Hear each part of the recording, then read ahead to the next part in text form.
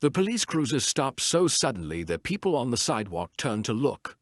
Two officers stepped out, eyes already narrowed, already decided. The poor black man hadn't run. He hadn't shouted. He hadn't even argued. He was just standing there, a worn jacket pulled tight, hands visible, confused but calm. "Where are you coming from?" one officer demanded. Before he could finish answering, the tone changed. Voices rose. A crowd gathered. Someone laughed. Another officer looked him up and down and smirked at his shoes. "Figures," he muttered loud enough for everyone to hear. When the handcuffs snapped shut, the man didn't resist. He didn't beg. He simply looked around at the phones recording him, at the faces already judging him guilty, and said quietly, "You're making a mistake." That was when the officer laughed. "People like you always say that." They pushed him into the back of the car as if he were nothing. As if no one important would ever ask questions.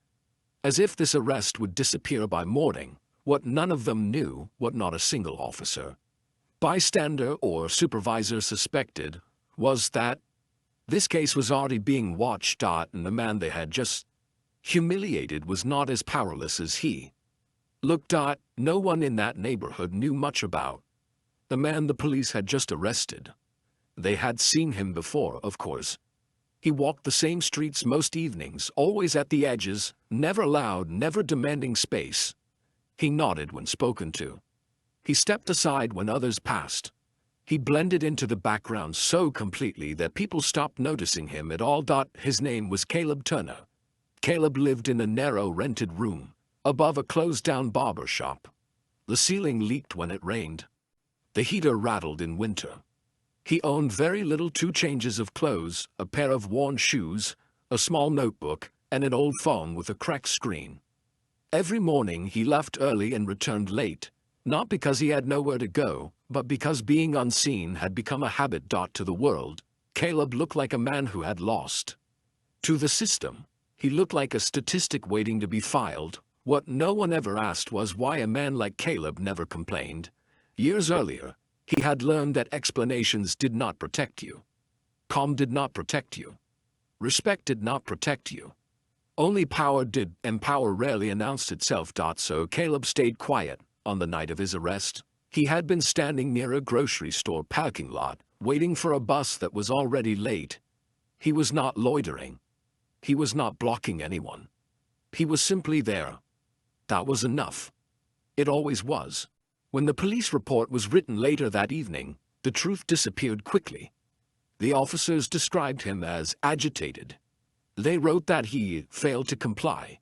They checked boxes that justified force. The words looked clean on paper. They always did. Inside the station, Caleb was processed like an inconvenience. His belongings were dropped into a plastic bin and pushed aside. His request for a phone call was logged and ignored. Hours passed without explanation. Officers walked by, laughing, drinking coffee, speaking freely about weekend plans while he sat on a hard bench beneath flickering lights. A younger officer paused once, glanced at him, then looked away. Silence was safer. When a public defender finally appeared, the conversation lasted less than 5 minutes. The defender spoke in practiced phrases, explaining procedures without listening.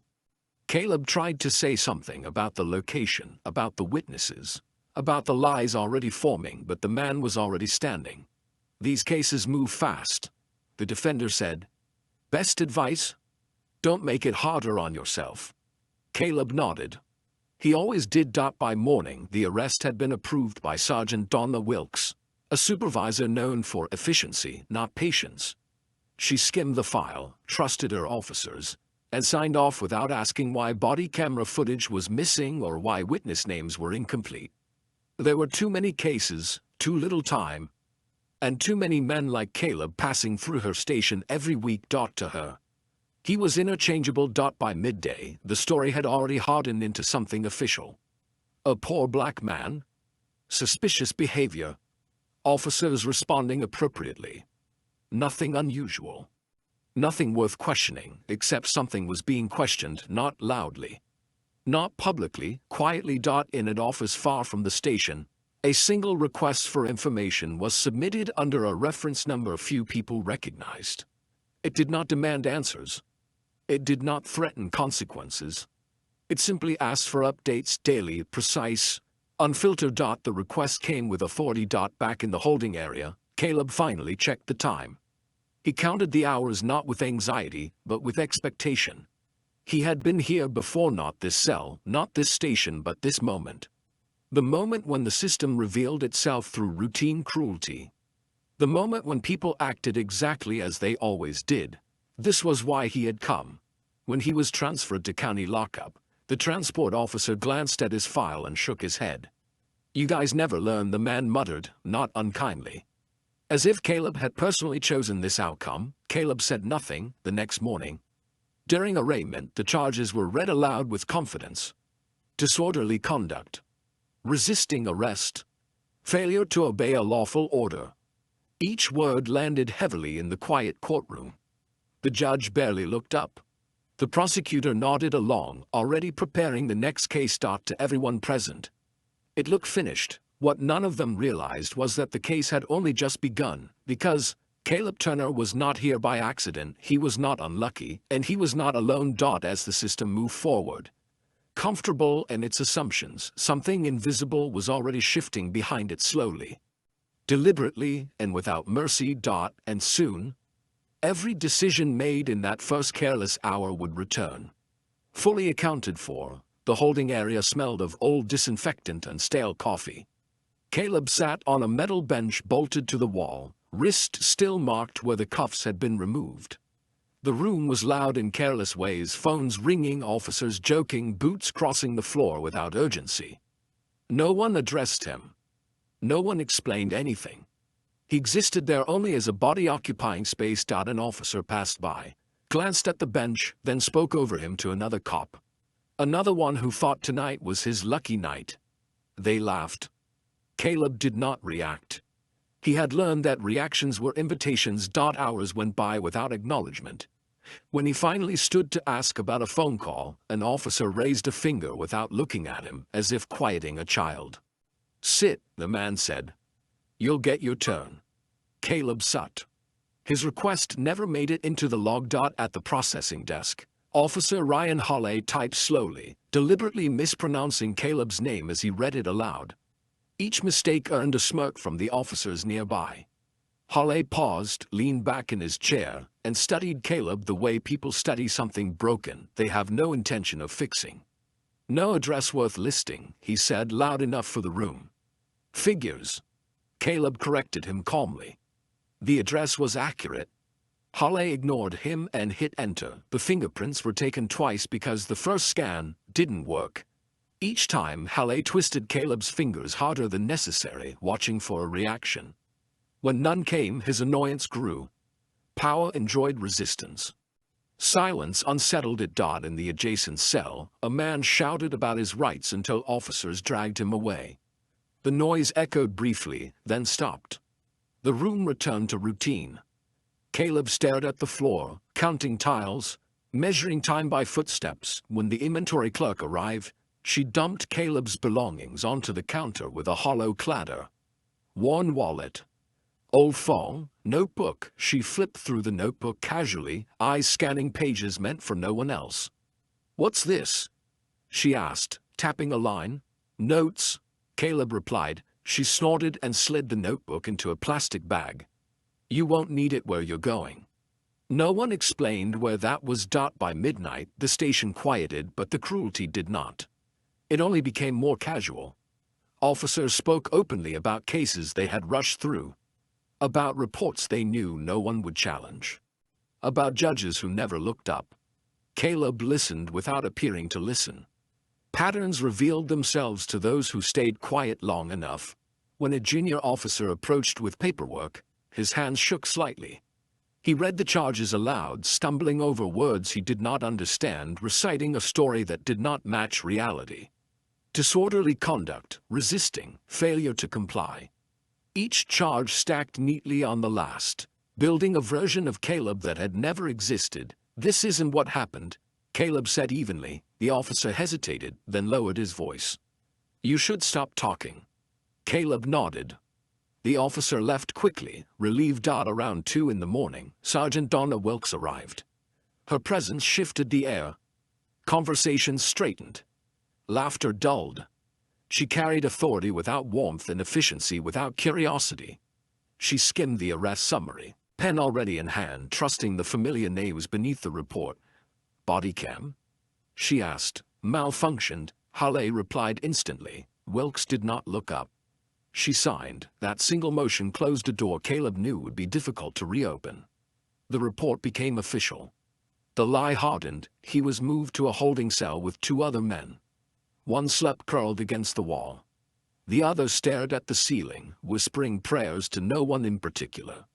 Caleb sat upright, hands folded, breathing measured. The lights never dimmed. At dawn, a public defender arrived, hair uncombed, tie loose. He spoke quickly as if speed might compensate for attention. He glanced at the charges, sighed, and rubbed his temples. They've got resisting, he said. That complicates things. It's false, Caleb said. The defender nodded without commitment. We'll address it later. When?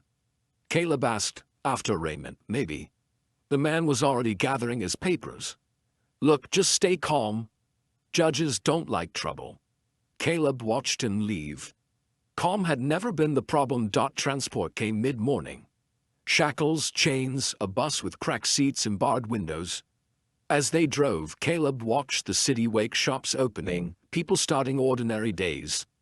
No one looked at the bus. No one ever did. At county lockup, the intake process was colder, faster, more practiced. Orders barked. Lines shuffled. A guard laughed when Caleb asked again for a phone call. You'll get one when you're assigned, he said. If you're assigned? Caleb did not ask again. In a small interview room, a clerk typed his information into a database that would follow him indefinitely. She paused when she reached the employment section. Unemployed? She asked. No, Caleb said. Then where do you work? Her tone carried accusation. Various places. She rolled her eyes and selected a drop-down without looking at him. Another label applied. Another assumption entered permanently. What Caleb did not see, but what was happening simultaneously, was a quiet escalation far from the holding cells. A compliance officer in a downtown building received an alert tied to a case number that rarely appeared. The request was simple: confirm arrest details, preserve all digital records, suspend routine deletion protocols. No explanation given. No signature required. The officer forwarded the request without comment. Back in lockup, Caleb was assigned a number. The guard wrote it on his wrist in black marker. The ink smeared slightly as Caleb flexed his hand.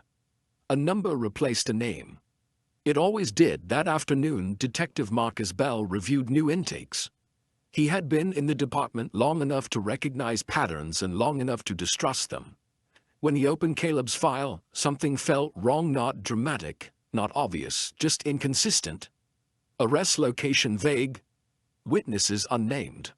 Body cam failure too convenient. Bell marked the file for later review and moved on. It was a small action. One he might have forgotten under different circumstances. By evening, rumors circulated among officers. Someone had asked for records preservation. Someone had requested updates. No one knew who. Halle dismissed it publicly, but his laughter carried an edge. Wilkes instructed everyone to stick to their reports and say nothing else. Caleb sensed the shift before he saw it. The casual cruelty gave way to irritation. The jokes stopped when he was nearby. Doors closed faster. Eyes avoided his. The system did not fear him. It feared scrutiny. That night, as lights finally dimmed, Caleb lay back on the thin mattress and closed his eyes. He replayed the arrest, the signatures, the denials. Each moment aligned exactly as expected. The system had behaved predictably. That was the point. Somewhere beyond the walls, a call was being placed. Not in anger. Not in haste. In preparation. Caleb slept morning. The case had a shadow it could not escape, and the people who believed this arrest would disappear quietly were about to learn that silence, once observed, has a way of speaking back. The first lie was small. almost harmless on its own. It appeared in the arrest report as a single sentence, buried beneath technical language and timestamps that looked official enough to discourage curiosity. It stated that the officers had responded to a disturbance call made by a concerned citizen. No name was attached. No audio recording existed. The call itself could not be produced. That omission should have mattered. It did not. By mid-morning, the paperwork had already moved through 3 hands, each one trusting the last. The absence of evidence became routine, and routine became truth. In the system, repetition mattered more than accuracy. Once something was written often enough, it stopped needing proof. Caleb learned this as he sat in a narrow interview room across from the public defender again. The man spoke faster this time, flipping through printed pages with visible frustration. "They're sticking to their statements," he said. "All 3 officers say you were aggressive." "I wasn't," Caleb replied calmly. "I know," the defender said, then paused. His voice dropped. "But they say you were. And right now, that's all that counts." Caleb leaned back in his chair. The metal legs scraped softly against the floor. "Where is the video?" he asked. The defender hesitated. "They're saying it failed. All of it?" "Yes," Caleb nodded once. "Convenient." The defender did not respond. He avoided Caleb's eyes as if acknowledging the truth might make him responsible for it. "Your arraignment is this afternoon," he said instead. "Judge Keller." He moves fast. Caleb already knew the name. He had studied enough cases to understand patterns: who rushed, who listened, who never did either. Judge Keller was efficient. Efficiency favored the system. At the station, Officer Ryan Halle rewrote his statement for the 3rd time. Each revision smoothed rough edges, removed unnecessary adjectives, and aligned more closely with the others. By noon, all 3 reports matched so perfectly they looked rehearsed. Halle read them again, satisfied. "Problem solved," he said, tossing the file onto the desk. Sergeant Wilkes was less relaxed. She had noticed the preservation notice that had circulated earlier that morning. It had arrived quietly, routed through administrative channels that rarely touched routine arrests. The language was polite, precise, unmistakable. "Preserve all materials related to case reference 19K447, suspend routine deletion, until further notice." She reread it twice, irritation tightening her jaw. "Who requested this?" she asked.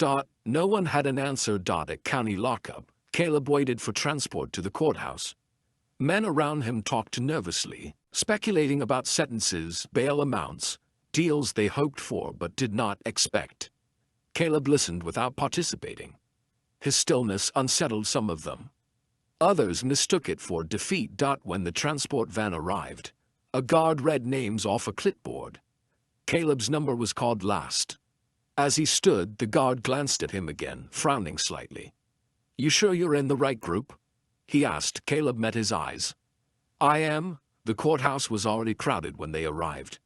Public defenders hurried through hallways, files tucked under arms. Prosecutors chatted near elevators. Families sat stiffly on benches, whispering prayers. Caleb took in the scene with quiet attention. Every detail mattered. In the courtroom, the officers sat together, relaxed, uniforms crisp. Halle leaned back in his chair, arms crossed, projecting confidence. To him, this was already over.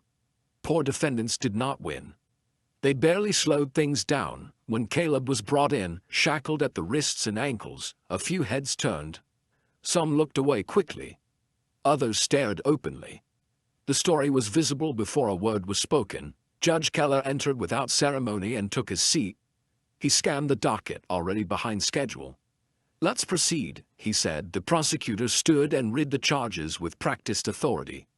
Disorderly conduct, resisting arrest, failure to comply. Each count stacked neatly, forming a narrative that painted Caleb as volatile, unpredictable, and dangerous. The prosecutor spoke clearly, confidently, without looking at Caleb even once. When it was time for the defense, the public defender rose. He argued briefly. Too briefly. He mentioned the lack of video footage. He suggested inconsistencies without naming them. He requested bail. Judge Keller frowned. Body cam malfunction, he asked. Yes, Your Honor, the prosecutor replied smoothly. Keller nodded, already satisfied. Bail is denied, he said. Next case. The gavel struck once. Final, efficient. As Caleb was led away, Halle allowed himself a small smile. It was barely visible, but it was there. Another file closed. Another lesson taught. What Halle did not see was Detective Marcus Bell standing near the back of the courtroom, arms folded, eyes narrowed.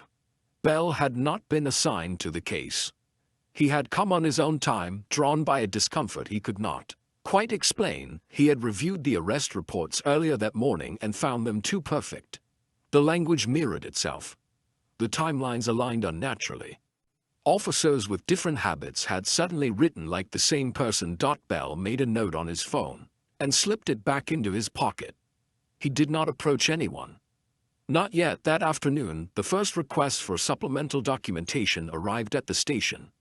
It asked for dispatch logs tied to the alleged disturbance call. The tone was neutral. The sender was not identified. Wilkes felt the pressure begin then, a subtle tightening that made routine decisions feel heavier. She instructed a clerk to pull the logs. When the clerk returned, her face was pale. There's nothing there, she said quietly. No call came in. Wilkes stared at her. Check again. I did. Wilkes dismissed her and closed her office door. She sat down slowly, fingers steepled, and considered her options. She could escalate. She could ignore it. She chose the third option she had learned over years of survival. Delay. Send a note, she said later, voice steady. Say we're still locating archive records. The response came within the hour, acknowledged. Thank you. No threat. No accusation. Just patience. That evening, Halle overheard two officers whispering near the lockers. He caught fragments, records, request, oversight, unusual interest. He scoffed loudly as he passed. You people worry too much, he said. It's nothing. But later, alone in his car, he replayed the arrest in his head. The cameras. The crowd. The man's calm voice. You're making a mistake. The words unsettled him more than he cared to admit. At lockup, Caleb received his first phone call. It came without explanation. A guard opened the door and tossed a phone onto the bench. You've got 5 minutes, he said. Caleb picked up the receiver and dialed a number he had memorized long ago. It rang once. He's been arraigned. Caleb said when the line connected. I know, a woman's voice replied calmly. They denied bail. I know. They're holding him. Yes.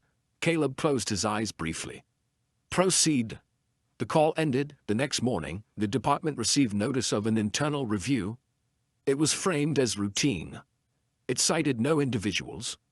It requested interviews, documentation, and compliance within 72 hours. Wilkes read it twice, then called a meeting. Everyone sticks to their statements, she said firmly. No improvising. No commentary. We've done nothing wrong. Heads nodded around the room, but the confidence had drained. Halle watched his colleagues carefully. Loyalty was strongest when things were easy. Detective Bell requested access to the case file officially that afternoon. His request raised eyebrows. Why? Wilkes asked. Because it doesn't add up, Bell replied. Wilkes smiled tightly. It adds up just fine. Bell met her gaze. Then you won't mind me looking. She did not answer immediately. When she did, her voice was cool. Be quick. Bell spent hours reviewing the file. He traced timestamps. Compared handwriting. Checked system logs. What he found disturbed him. Metadata showed edits made after submission. Bodycam logs indicated manual deactivation, not malfunction. Dispatch records confirmed what the clerk had said. There had been no call. Bell leaned back in his chair and exhaled slowly. This was no longer about one arrest. This was about a pattern. By the third day, word had spread quietly through the department. This case was being watched. Not by the media. Not yet. By someone with patience and reach. Officers avoided Caleb's name. Reports were double-checked. Conversations ended abruptly when supervisors entered rooms. The system, once so comfortable, had grown tense. Caleb sensed it even behind bars. Guards spoke less when they passed his cell. Their eyes lingered longer. He was moved to a different unit without explanation. His meals arrived on time. On the fourth day, Eleanor Whitman walked into the courthouse for the first time. She did not announce herself. She did not request special treatment. She simply filed an appearance notice and requested access to the case record. Clerks recognized the name immediately. Phones rang quietly. Emails were sent. Within an hour, Judge Keller's clerk had flagged the file. Inside his cell, Caleb stood and stretched slowly. The timeline was unfolding exactly as planned. The lies had been built. Now they will be tested. And lies, when pressed by light, had a way of collapsing all at once. By the early morning hours, the courthouse had emptied, leaving only a skeleton crew of clerks, bailiffs, and security. Caleb sat quietly in a holding area, his hands folded on his knees, eyes tracing the flickering fluorescent lights above. Everything in the room seemed ordinary: white walls, a few posters reminding visitors of court rules, a faded carpet. But Caleb noticed the little inconsistencies. The timing of officer rotations, the whispers of clerks, even the subtle shift in hallway lighting when he was moved between units. These details did not matter to anyone else. They mattered to him because they were the first signs that the system, while confident, was under observation.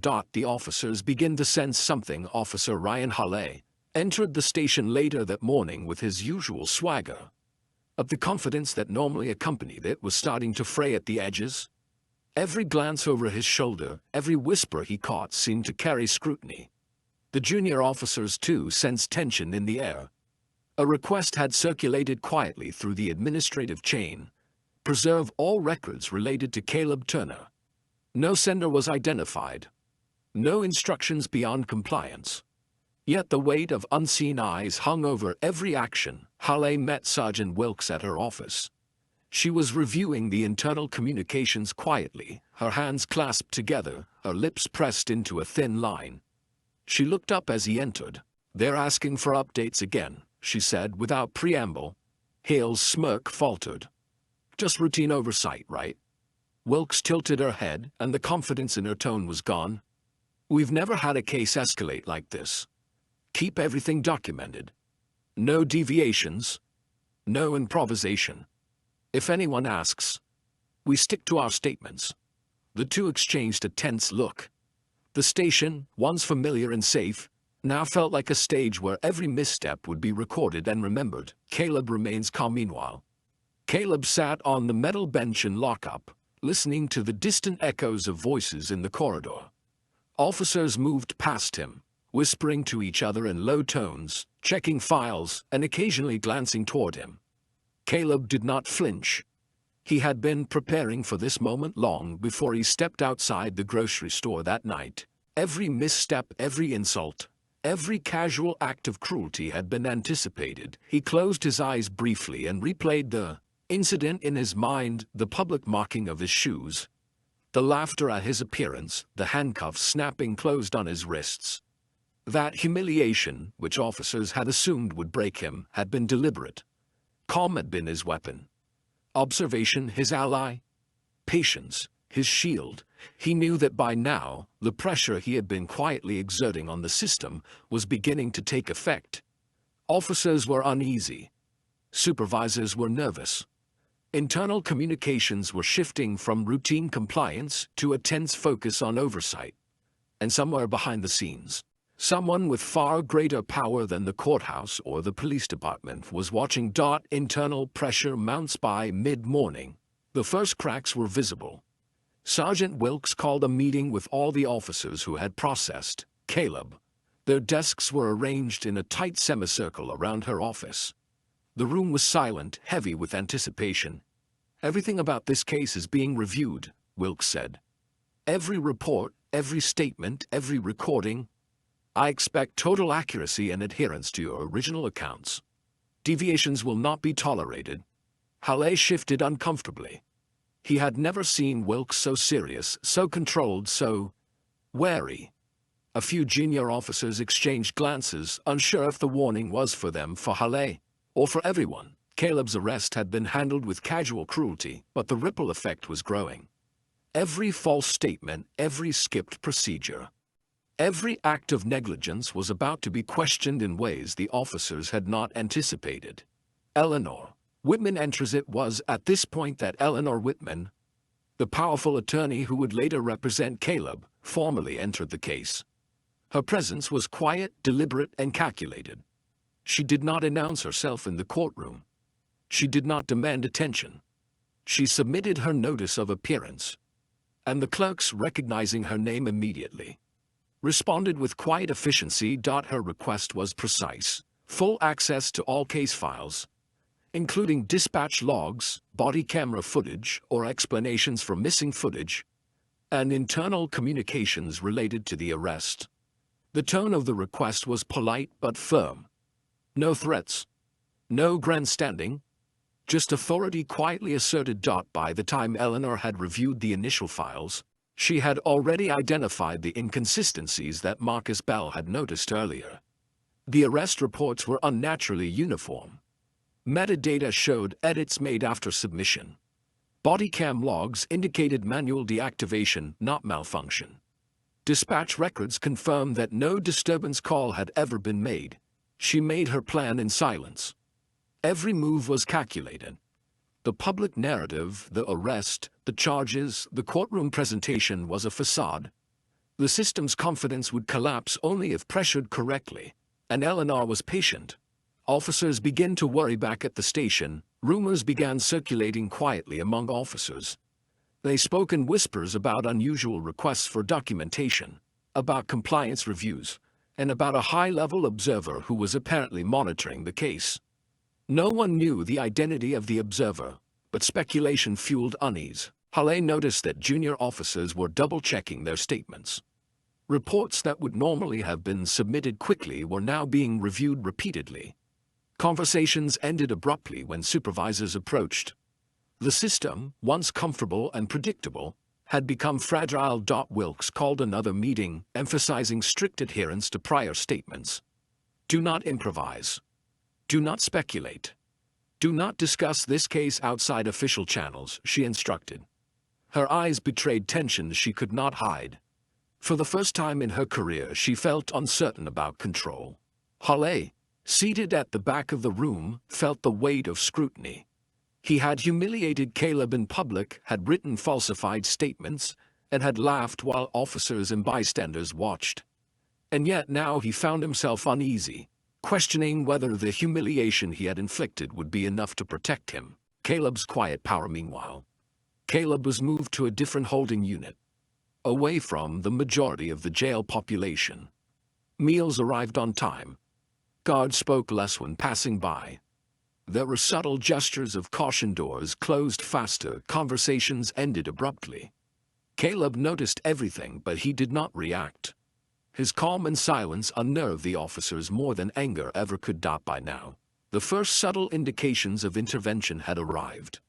Administrative emails confirmed that every record associated with his arrest was being preserved. No deletions. No overriding. No casual errors. The system was under observation, and every move would be documented. Caleb understood that patience was essential.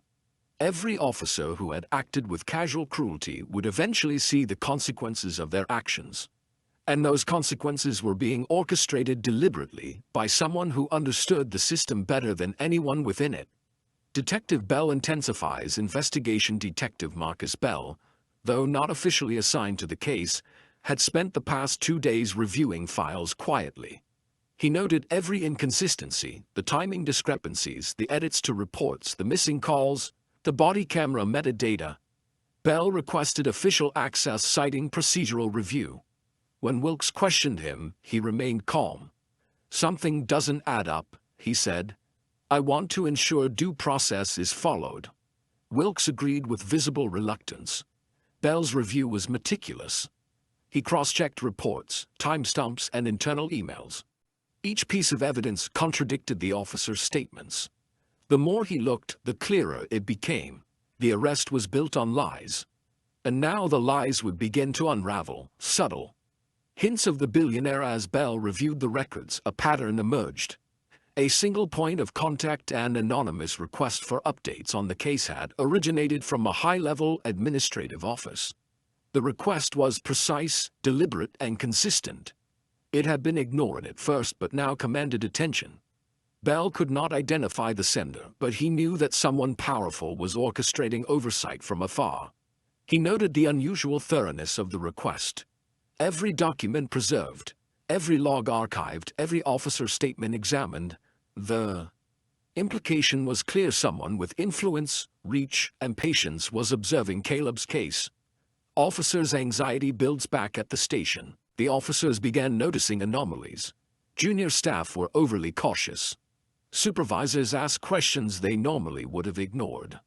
Every document became critical.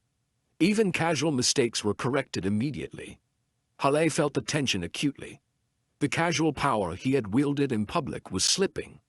The humiliation he had inflicted on Caleb no longer guaranteed control. Every officer felt it, an invisible pressure, watching, waiting, ready to expose failures. Wilkes attempted to maintain authority, but her usual confidence was undermined by uncertainty. Each decision required careful consideration. The officers whispered among themselves, anxious and uncertain. The system that had seemed predictable and safe was now fragile. Eleanor prepares the next move. Eleanor Whitman quietly reviewed the case notes and discrepancies. She had identified the points where false testimony could be challenged, where missing evidence would be questioned, and where officer statements contradicted reality. Her approach was calculated. She would not attack openly. She would not create spectacle. Instead, she would apply subtle pressure through the system itself. The courthouse, the police department, and administrative oversight were all vulnerable. One small push, precisely applied, would trigger the collapse of the narrative the officers had built. Caleb, aware of every procedural step and subtle pressure point, remained calm. He had observed the system for years. He understood patterns, weaknesses, and timing. The unfolding sequence of events was exactly what he had anticipated. Cliffhanger moment. By late afternoon, the internal review had escalated. Emails, requests for documentation, and inquiries from higher authorities had increased. Officers were anxious, some openly complaining. Halle caught himself hesitating in casual decisions he normally would have made without thought. Bell had flagged multiple inconsistencies in the case. He had submitted requests for clarification that required immediate attention. Eleanor's quiet presence loomed over the process, though no one in the department yet knew her role. Caleb sat back in his cell, listening to the distant conversations of officers who had once mocked him openly. Their confidence had eroded, their casual cruelty now carried risk. They had assumed power, but power without awareness of oversight was fragile. He smiled faintly. The first stage of the plan, the humiliation and testing of the system, was complete. The next stage, the revelation, would be unavoidable. By early morning, the courthouse buzzed with tension far heavier than the usual docket. Officers arrived hours early, already jittery, whispering to one another in hushed tones about internal requests, oversight notices, and the presence of an outside observer no one could identify. Ryan Halle entered first, his uniform crisp and polished, but the confident swagger he carried for years was gone. Every step felt measured, every glance uncertain. Sergeant Donna Wilkes followed moments later, her usual cool composure replaced by a thin veneer of control stretched tight. She scanned the hallways, eyes darting toward clerks and bailiffs, recognizing for the first time that the system she had once commanded was now subtly shifting beneath her feet. Caleb Turner arrived quietly, handcuffed but composed, his calm demeanor in sharp contrast to the nervous energy around him. Where officers had expected panic or fear, they saw none. Where they anticipated confusion or pleading, they saw patience, focus, and quiet observation. Every small movement he made, every shift of his gaze, seemed to draw the officers' attention unwillingly. The officers began to crack. Hale was first called to testify. Once confident and smug, he now hesitated at each question. The clerk's voice, calm and precise, probed for details he could no longer supply consistently. "Describe exactly how the defendant resisted," she asked. Halle swallowed hard. He He didn't comply with instructions, he said, voice faltering. And what instructions? She pressed. Halle glanced at Wilkes. She gave him nothing but a neutral stare. His mind scrambled to recall the rehearsed narrative. He ignored my commands, he muttered, unsure of which version he had submitted in his previous statements. The room was silent except for the shuffling of papers. Each officer present felt their authority slipping as inconsistencies became unavoidable. Small cracks in the once unified facade of control were now glaringly obvious. Eleanor Whitman's strategic entry at that moment. Eleanor Whitman entered. Quiet, measured, authoritative, she did not announce herself. She had reviewed every document, every internal email, every log connected to Caleb's arrest. She knew precisely where officers' statements contradicted reality, where body camera footage had been disabled, and where dispatch logs were missing. Her mere presence shifted the dynamic. The clerks and bailiffs sensed someone with quiet but undeniable power. Officers recognized that authority had entered the room in a form they could not control. Eleanor began her methodical presentation. She requested that all internal communications, dispatch records, and bodycam metadata be reviewed publicly. When officers realized that records had been altered, deleted, or manually deactivated, their panic escalated.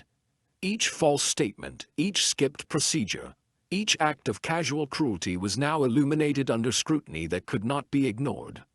Detective Bell amplifies. The Prussia detective Marcus Bell stepped forward, calm and professional, citing procedural discrepancies.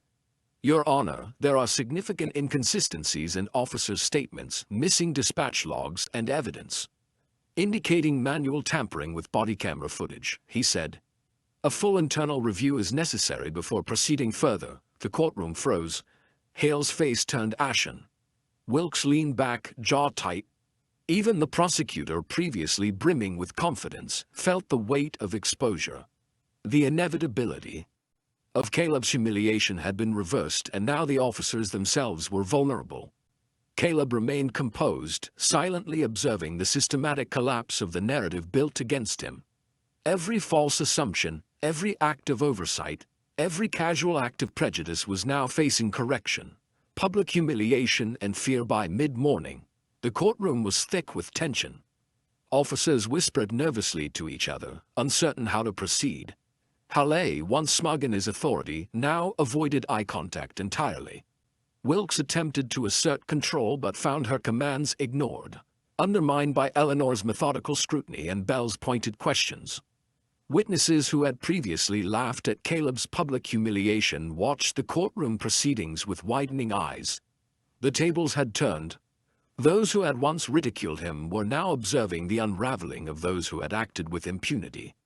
Every lie, every cover-up, every casual insult became exposed. Officers had assumed power would protect them, but power without accountability proved fragile and fleeting. Evidence fully exposes the truth Eleanor and Bell methodically presented.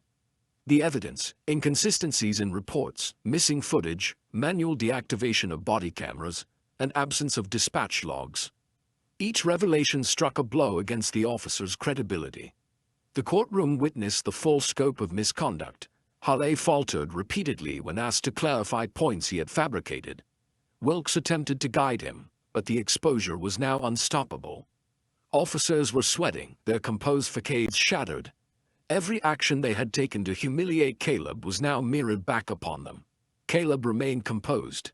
He had endured the public ridicule, the handcuffs, the denials of rights, but he had also carefully orchestrated a scenario where accountability was inevitable. He did not gloat, he observed. Patience had always been his weapon. The billionaire's hidden influence. By late morning, Eleanor introduced the subtle but undeniable evidence of the billionaire's influence.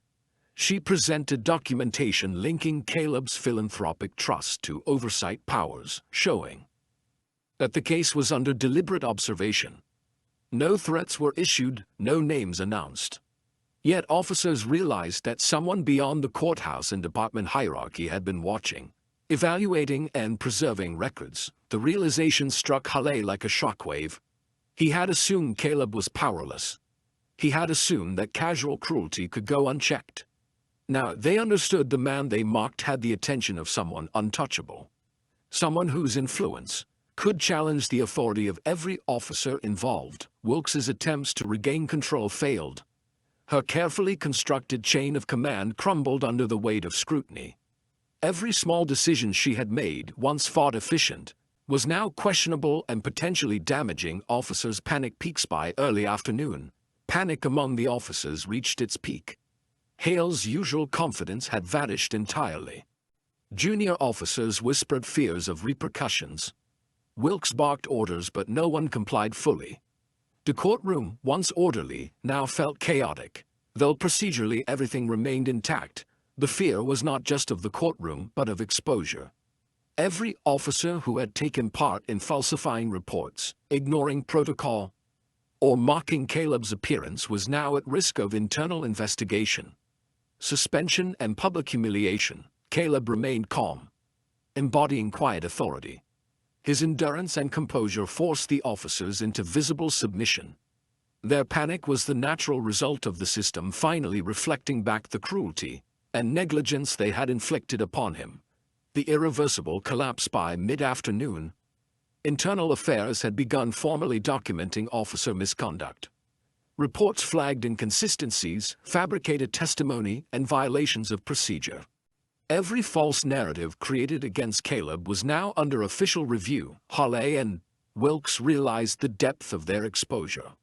Every casual act of authority, every public mockery, every denial of rights was now subject to consequences they could not avoid. Caleb's calm, patient observation had brought the system to its knees without a single act of aggression. Where officers had assumed control, they now faced accountability. Where they had mocked, they now were vulnerable to the same scrutiny. Caleb's quiet authority throughout the day. Caleb's demeanor remained unshaken.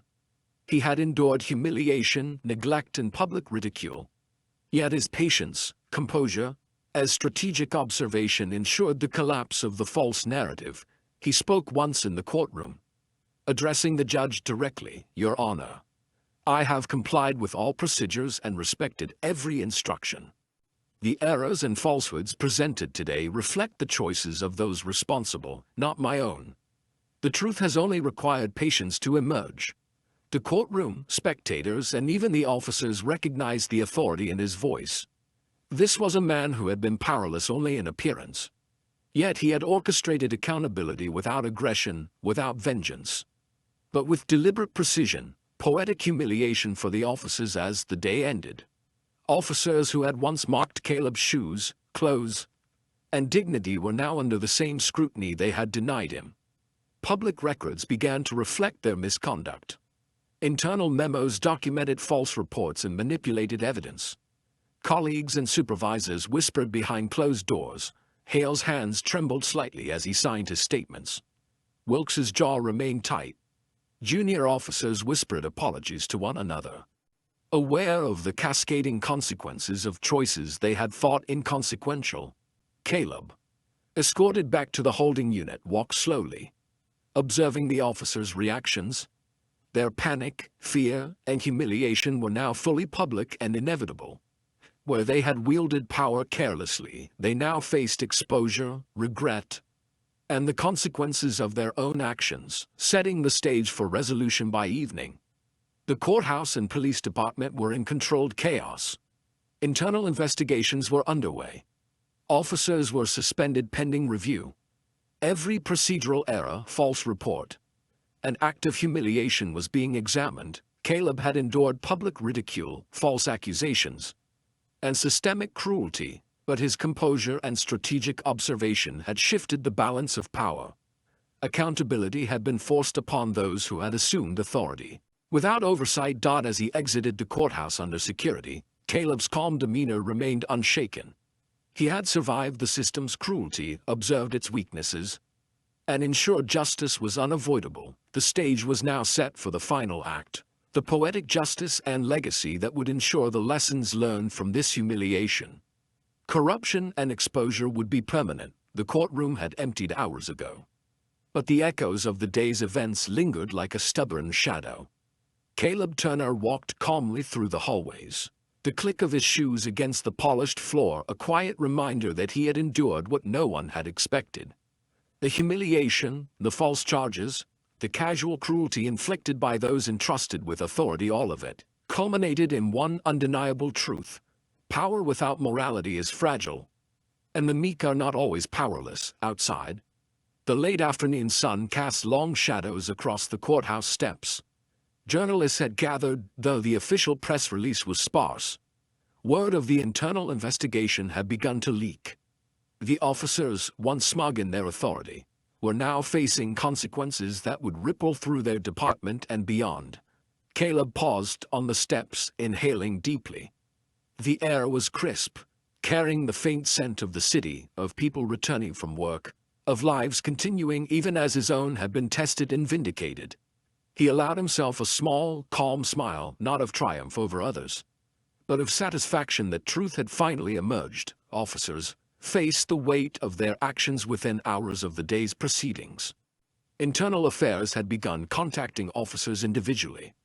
Every statement submitted, every report filed, and every action taken during Caleb's arrest was under meticulous review. Ryan Halley, who had once mocked Caleb openly in front of bystanders, now found himself questioned, document by document, about every fabrication he had submitted.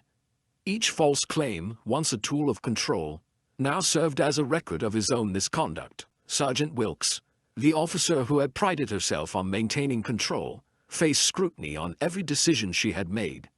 Orders she had issued to suppress evidence or streamline false narratives were flagged. The system she had thought invincible now revealed its fragility under the careful observation of someone who understood patience and strategy. Even the junior officers who had simply followed orders were confronted with their role in perpetuating injustice. Some reacted with remorse, others with disbelief, unable to comprehend that their compliance had contributed to the suffering of another human being. The moral lesson was unavoidable: complicity, even when passive, carries consequences. The public witnesses, the truth news of the internal review and the discrepancies in the officers' statements began to spread quietly. Social media captured glimpses of the courtroom drama: officers flustered, questions unanswered, inconsistencies exposed. Witnesses who had once laughed at Caleb's clothes, his demeanor, and his perceived inferiority now shared first-hand accounts of the humiliation of those who had wielded authority carelessly. The public observed, some with satisfaction, others with quiet reflection. The reversal of power was not violent, not vengeful, it was deliberate, methodical, and just. Those who had assumed control without accountability were now exposed, their pride and hubris laid bare. Caleb, walking through the courthouse exit, felt none of the elation of revenge.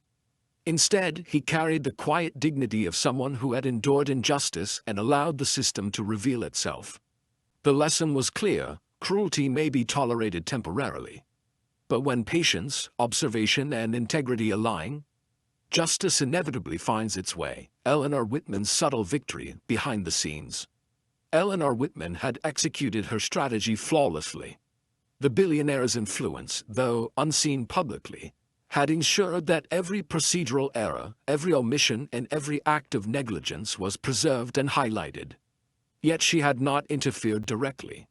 She had allowed the system itself to expose its flaws, allowing Caleb to remain a calm observer rather than a reactive participant. Her methodical approach served multiple purposes. It protected Caleb, exposed the officer's misconduct, and reinforced the principle that accountability is more powerful than intimidation. Where the officers had assumed unchecked power, Eleanor demonstrated that true authority rests not in fear, but in foresight, preparation, and the quiet application of influence. For Caleb, her presence had been invisible yet decisive.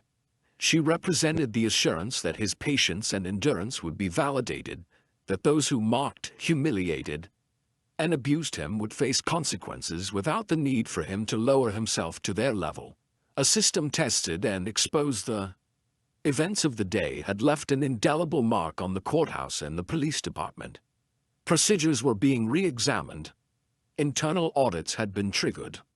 Officers who had acted carelessly or maliciously now faced scrutiny that would likely change their careers, reputations, and personal lives, but more importantly, the system itself had been tested. The facade of infallibility, which often emboldened those in positions of power to act without conscience, had been stripped away. What remained was a lesson in humility, integrity, and accountability. The irony was undeniable. The system, designed to enforce order, had become the very instrument of its own correction. And Caleb Turner, once humiliated and dismissed, had been the quiet catalyst of that revelation. Emotional reflection. Caleb's journey had been one of endurance and observation. Each act of cruelty he suffered, each false accusation, and each public humiliation had served as preparation. He had learned patience in the face of mockery, restraint in the face of anger, and strategy in the face of injustice. He reflected quietly on the officers who had assumed authority without oversight. Their casual cruelty had seemed trivial at the time, but it had consequences that reached far beyond their perception. The humiliation they inflicted had been public, blatant, and cruel, but the consequences they faced were systematic, unavoidable, and permanent. Caleb understood that true justice does not require force, rage, or vengeance. It requires observation, patience, and the quiet orchestration of accountability. The moral was clear: those who wield power recklessly will eventually encounter its consequences. And those who endure with dignity can catalyze profound change. The poetic justice by evening. As Caleb stepped outside into the warm glow of sunset, the courthouse behind him stood as a silent witness to what had transpired. Officers who had once laughed at him, mocked him, and wielded authority carelessly were now facing the full weight of scrutiny. Their hubris, so evident during his arrest, had been mirrored back in a manner as precise as it was inevitable.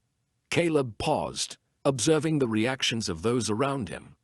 The public, staff, and officers alike could not ignore the reversal of power.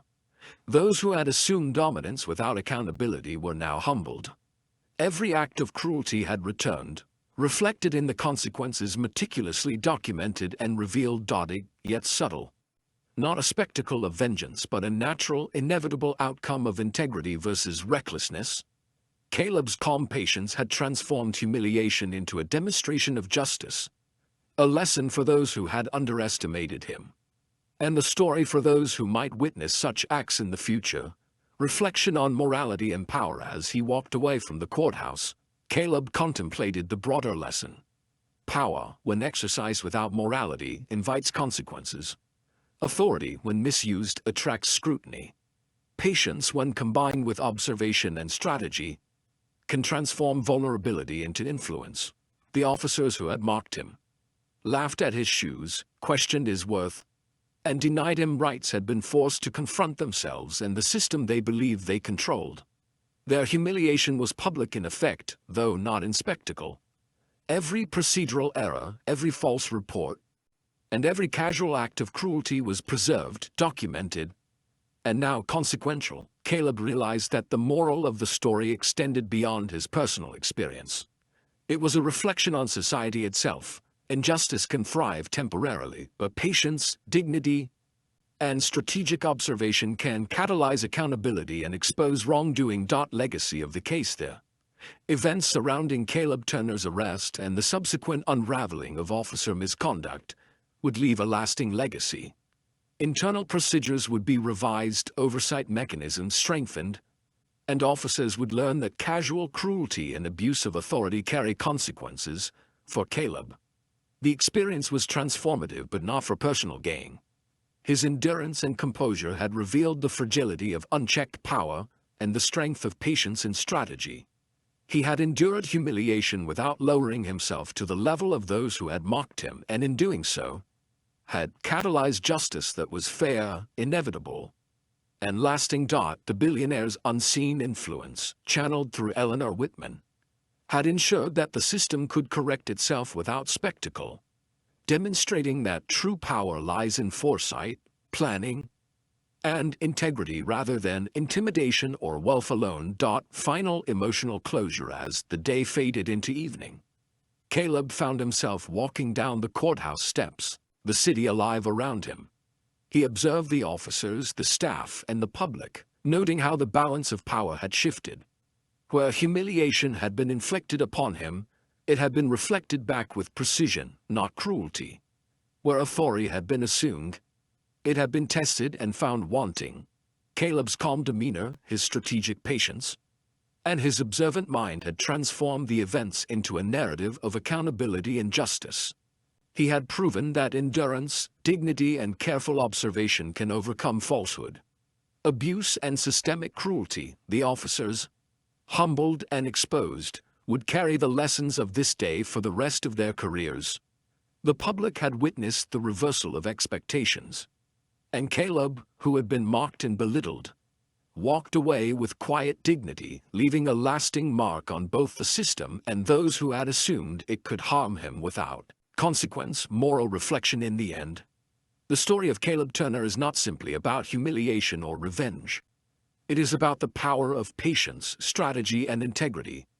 It is a reminder that those who wield authority without conscience are vulnerable. And it is proof that dignity, when maintained in the face of cruelty, can catalyze justice more enduring than anger or vengeance ever could. The courtroom, the police department, and the observers had all witnessed a reversal. The meek were not powerless. The system was fallible, and cruelty could be met with accountability. Caleb's story serves as a lesson. Endurance, composure, and strategic action can transform even the deepest humiliation into a triumph of justice. And in that triumph, poetic justice is fulfilled not through spectacle, but through the inevitability of truth, accountability, and moral consequence. If you are shocked by how Caleb turned the tables on those who humiliated him, you're not alone. This story proves that patience, intelligence, and quiet strength can expose even the most arrogant, and that justice, no matter how delayed, always finds a way. Don't miss the next story where we uncover more shocking betrayals, hidden truths, and moments of poetic justice that will leave you speechless. Click subscribe now and turn on notifications so you'll be the first to witness the next powerful tale. Share this video with friends and family who need to see that courage and integrity can triumph over cruelty. And leave a comment below telling us what part of Caleb's journey shocked you the most. Your voice matters. Join the community that celebrates truth, justice, and unforgettable stories.